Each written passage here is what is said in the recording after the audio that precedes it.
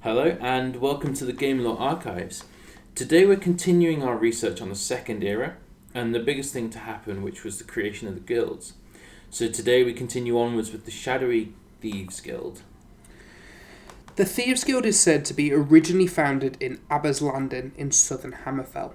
Multiple small unorganised outlaw groups banded together, And others overtook. and at some point before the Second Era, year 549, However, the exact date is unknown. and the reason that I say 549th year in the Second Era specifically is that was when the first earliest recording of the Thieves Guild appears. Before this date, we know very, very little. It's believed that the guild remained quite small until the 556th year of the Second Era, where a man named Nicholas became the guild master and set down 3 rules which are still in place to this day. And these rules allowed the guild to grow in strength and earn a lot of money. After they grew, we again don't know for certainty what happened to the guild, but one of 2 things are most likely. Either the guild continued to grow in popularity in the underworld and spread throughout the rest of Tamriel, or the guild separated into many smaller groups of criminals who have no connection to one another, but they all continue to use the name the Thieves Guild. Many investigators have attempted to solve the riddle of the Thieves Guild over the years. How big it is, how powerful it is, and if it's actually real. Physical proof doesn't exist. Any attempts of evidence always fail. Apparent safe houses are always found empty. Suspected fences turn out to be normal, run-of-the-mill businessmen. Witnesses always claim to know nothing, so eventually they class the guild as a myth. If it was real, surely crime would run rampant across the provinces, which it doesn't. However, these official investigations are wrong, and it's evidence that some pretty high-up members of the Imperial Legion know this, which begs the question, why is the Thieves Guild still able to operate in the shadows? And while I can't answer this question with absolute certainty, I do believe I have the answer.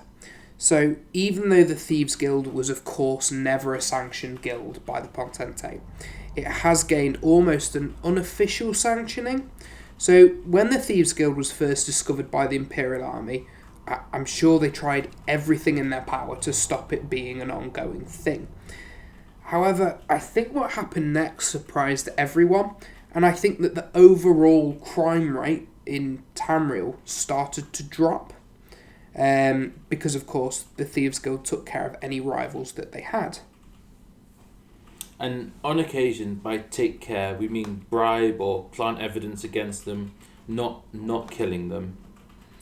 And so this resulted in, obviously, there wasn't any killings between warring, thieving factions, and there was less criminals in the cities overall. And so there was an elimination of every criminal who was willing to draw blood during a robbery, and the remaining criminals were being more organised. However, this organisation followed a code, and so the Thieves Guild started to become almost a natural buffer for any other crimes, regulating them naturally. And obviously that, in turn, frees up the Imperial Guard's time to investigate more important matters, and also allows them to make a little bit of money on the side when they want to look the other way. So I think that that's how it's lasted so long, of that, the murders have gone down, the crimes have been regulated, so they just kind of look the other way. Now, we keep mentioning the rules or code the Thieves Guild follows. Other officially sanctioned guilds all follow a set of rules. As the Thieves Guild isn't official, or it's lots of different groups under the same name, the rule structure is a little different, with every province having large variations of the rules they follow and how those rules are implemented. Even the ranking system differs. However, the 3 golden rules set in the Second Era were: do not steal from other members of the guild, which prevent infighting so they can grow. Do not kill on guild business. And this was set for multiple reasons. 1, dead people can only be robbed once. And 2, they're not the Dark Brotherhood. And 3, again, this rule allows the Imperial Legion to turn a blind eye. If they killed someone, I'm sure the Imperial Legion would swiftly start hunting them again. And finally, to not steal from beggars. That's to protect an ongoing alliance, which we'll discuss a little later. The fact that these rules are more flexible and differ from province to province is evidence towards the guild not being one entity, however. Because of the guild separation, it is hard to go into its history in depth, particularly if it was one big guild. So instead, we'll kind of break it down into the smaller guilds that we know of. So the first is of a small guild during the Third Era, operating in the region of Vardenfell. At the time, there was already a large crime syndicate named the Comana Tong.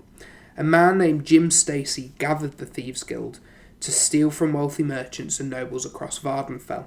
However, the Carmanan Tong and the local Fighters Guild united to exterminate the Thieves Guild. Now, due to a dragon break, as ever, what actually happened, we may never know. If the Thieves Guild survived or not, and if they did, I'm sure the Red Mountains eruption soon wiped them out. At the end of the Third Era, the Thieves Guild in Cyrodiil is thriving. This guild seems to have the most structure and follow the rules closer than any Thieves Guild that we know of. They were heavily against murder, reprimanding any members who kill on a job and deducting some of their money. They also fully utilise the street beggars found in all of the main cities. They will pay and protect the beggars, and in return the beggars gather information about anyone they can, from their routines to any secrets that they overhear. The Cyrodiil branch also has the most structure to it. Every city has a fence, which buys stolen goods off the members, and once you've stolen a certain amount, you are then eligible to go up a rank.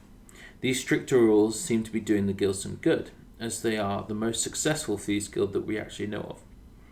One of the biggest testimonies of their success is the fact that the local population don't even believe the guild exists, to the point that some of the guards actively hunting their leader, the Grey Fox, don't believe that he actually exists and believe that he is a myth. And in some ways they're kind of correct. So the Grey Fox is born when someone wears the Daedric artifact, the Cowl of Nocturnal.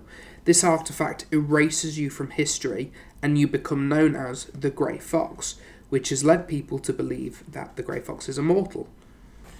This curse was lifted by the hero of Kvatch, Which is you, FYI.